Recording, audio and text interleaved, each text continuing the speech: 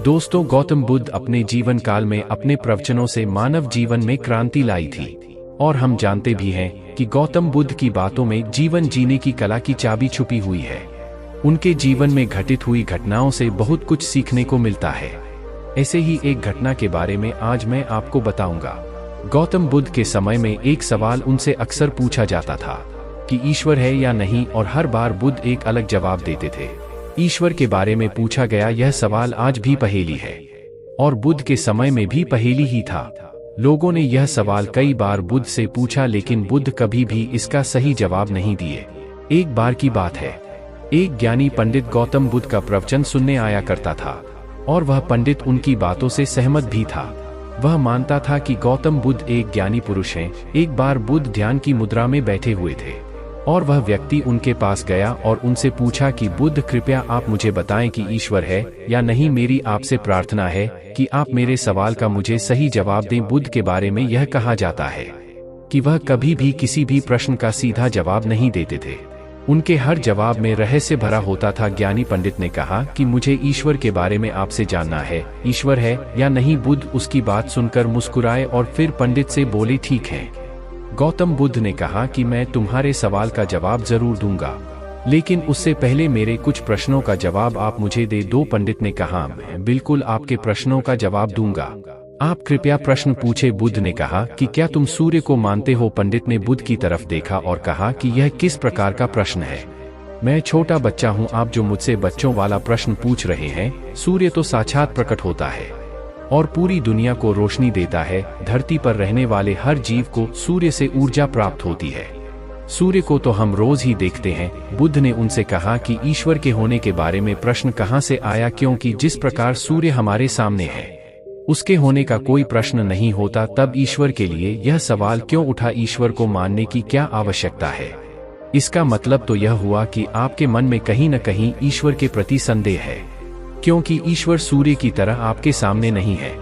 आप ईश्वर को भी बुद्धि से ढूंढने के लिए निकले हो, और बुद्धि केवल उन्हीं बातों को मानती है जो उसके सामने दिखाई देता है, और ईश्वर कभी भी आपको प्रत्यक्ष रूप में सामने दिखाई नहीं देगा।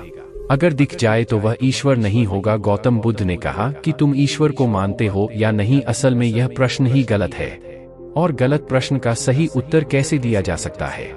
इसलिए अगर इस गलत प्रश्न के पूछे जाने पर और अगर किसी के उत्तर दिए जाने पर, तो वह उत्तर भी इस प्रश्न की तरह ही गलत होगा।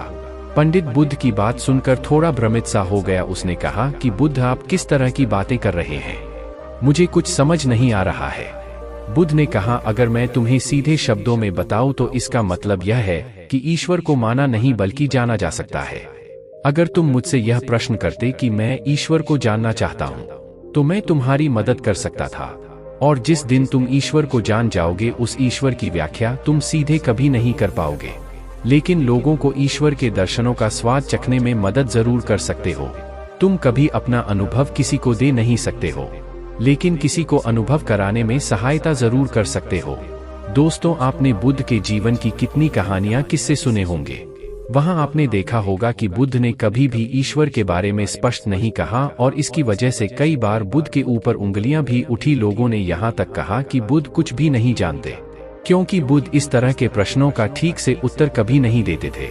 गौतम बुद्ध इस तरह के प्रश्नों से हमेशा बचा करते थे, क्योंकि ईश्वर और आत्मा के संबंध में कोई उत्तर दिया ही नहीं जा सकता है, और अगर कभी देना भी पड़े तो वह उदाहरण के माध्यम से उसे समझाने का प्रयास करते थे, क्योंकि ईश्वर और आत्मा के संबंध में कोई उत्तर दिया ही नहीं जा सकता है। यह संभव ही नहीं है। और मेरा यह मानना है कि बुद्ध को सचमुच ज्ञान प्राप्त हुआ था।